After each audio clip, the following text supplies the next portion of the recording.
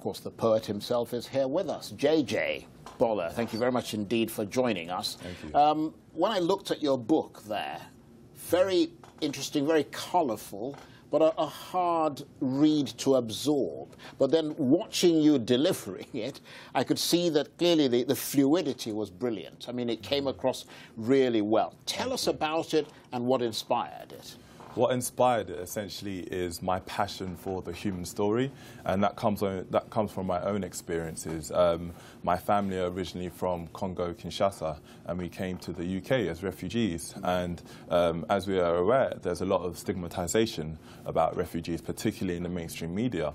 And growing up in the UK for me, a lot of people didn't understand my particular experience and my story, and they didn't understand how my family were refugees. So I used my poetry as an attempt to change the narrative and to humanize that story. How did you come to be a poet? It was accidental or serendipitous. I just wrote. I started writing to express myself and to kind of alleviate the burdens of the world, and often art does that for you. Did you find yourself to be quite an introverted person? There were times when I was introverted. You were forced to be a soul searcher, as it were. To a certain degree, yes. Maybe not forced, but coerced, if you like. But it wasn't a journey that I regret.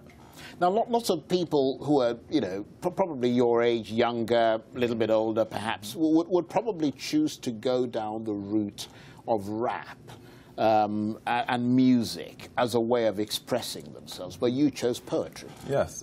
Interestingly, when I did first start performing and writing my poetry, the assumptions were that I did rap, and I chose poetry because poetry has a certain freedom that rap necessarily doesn't, and it breaks a lot of limitations and stigma that people have about what's associated with poetry and who it belongs to, essentially. It's often seen as a very kind of Western, Eurocentric, middle-class art, and it's not that at all. Did you ever feel pressure or the need to conform your poetry? Because some of it can be quite hard-hitting. I mean, I had a glance at the book. There has been pressure, of course. However, for me, it's about telling the human story. And I always try to connect with experiences. And what I found is whenever I go directly to people and I share their experiences, it doesn't matter what they're from, their race, their age, their beliefs, that human story, that compassion is always what connects people. So I've never felt like I've had to conform to the pressure, but it's always been an expression of my own art. Now, the tagline is hype your writers like you do your rapper. Yes. How did that come about?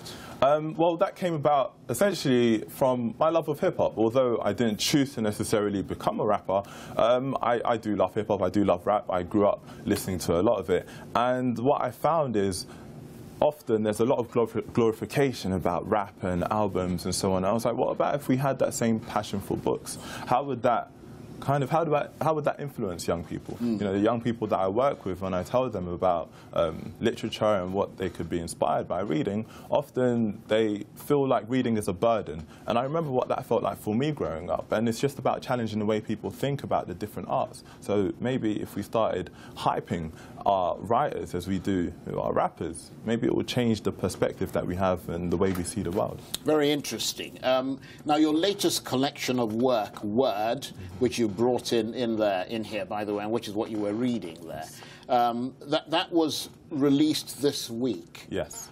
Just briefly, tell us why you decided to release the book during Refugee Week. Well, for me, Refugee Week is about raising awareness about the experience of refugees and the contributions that refugees have made to the planet. And often there are many refugees, often people who are already famous and have contributed a lot. For instance, Albert Einstein was a refugee, but it's not something that people are aware about. And how refugees, they're not just the stigma that is shown in the mainstream, and it's people who live around us daily, and that's what I wanted to add to this.